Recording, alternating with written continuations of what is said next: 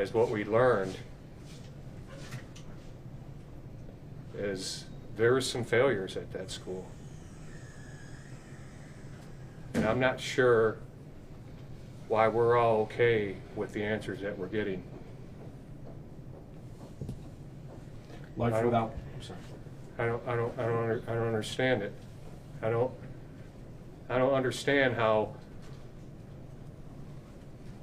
we can have a kid that's at the top of the mountain in crisis. Top of the mountain, you can't get any higher. And he's wanting to get busted. He's wanting to get busted so he can get sent to the counseling office. It was in his journal. Did everybody see it? He wanted to get busted. It happened 2 days in a row. And he walked out of the counseling office. How was that? How is our government okay with that answer? How's any of us okay with people in our schools that is in the business of kids? That is their industry. Not be able to identify somebody that's in that level of a crisis. How are we okay with that? I don't get it. Do you guys get it? Charlie? Like, am I crazy here? Does that mitigate? Gino, am I crazy? Simon, am I crazy? No. Sean? Seriously, am I crazy here? No. No, you're not. What are we talking about, man? These are kids. These are 4 kids that were murdered, 7 shot, hundreds terrorized. And our government is hiding. There hasn't been one person in our government that stepped up after this shooting and said, this ain't right. This shouldn't happen here. And it won't ever happen here again. Think about it. Has one person on that side of the fence. And it's crazy that I got to talk about the government on that side of the fence because they're supposed to be representations of us.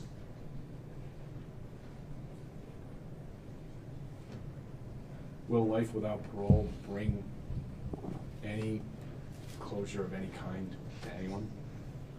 No. Gets life without parole or gets 50 years, doesn't bring the kids home. You know, it doesn't bring any accountability to what we believe is this. It needs to be a huge systematic change, because what we all need to wake up and realize is this was an epic systematic failure. Epic. And you know what we learned in the Miller hearings, by the way, we would have never learned that if it wasn't for the Miller hearing, because of the interference that's being ran, and our government's not doing anything about it. They're hiding behind immunity instead of wanting to make change and to make sure that kids aren't killed again. Do you blame the system? Do you blame Ethan and the system equally for what happened? Who? Don't say his name, please. Sorry. Okay. Do you blame the shooter and the system equally for what happened? Absolutely. I mean, if you, absolutely, 100%. I mean, we all got skin in the game. That's one of the, besides Tate's legacy. When I think about what we're doing 42 strong, like we're addressing the community part of it, because I feel like our community failed, and our community's rallying. So we're holding up our end of the deal. We're going to try to drive some change there. Now, where comes the system change? The only way you drive change in the system is the way we're doing it, and the system's not letting us. Think about it. Do you think the prosecution has made the case for life without parole for the defendant? Yes. I don't think they had much to, I mean, if you look at all the evidence, their job was easy. No doubt about it. But this is great. This is our system at work. This is how the system should work. You got a judge who's playing judge here.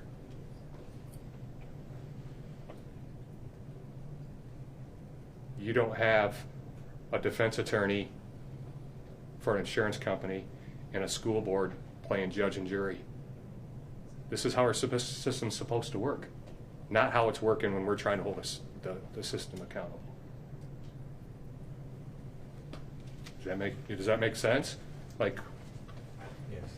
you know, our school board's playing judge and jury.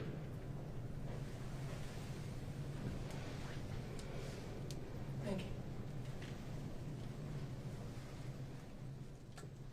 Anything else you'd like to say? No, you know, me and my wife and my family, you know, we're just going to keep grinding, and we're going to keep trying to drive some change into this world. And I really hope our government opens their eyes and joins the party.